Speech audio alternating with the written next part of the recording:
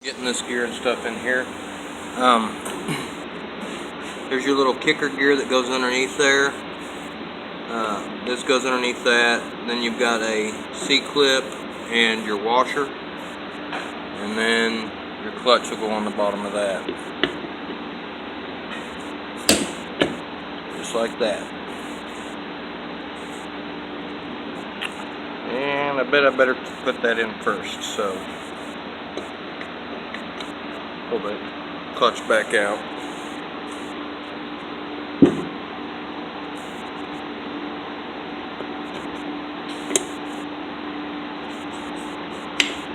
Yep, I'm supposed to put that in before the other piece too. Alright, so we'll have to pull that C-clip back off and get that up underneath there. Alright, so we got the kicker in, got that C-clip, and there's a washer that goes right there. Let's see, we can start putting this stuff on.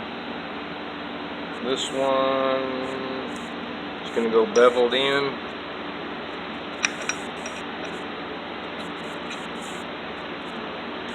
Like that. And then we've got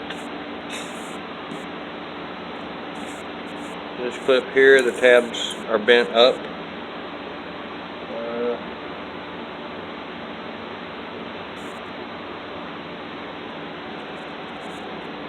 Got this deal here, which I guess we've got to find our key.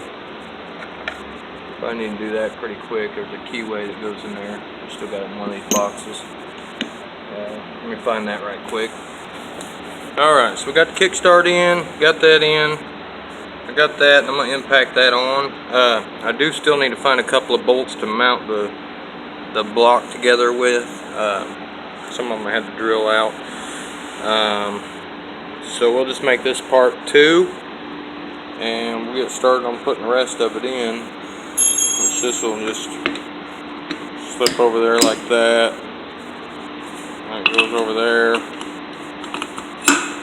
And then we got a little bitty C-clip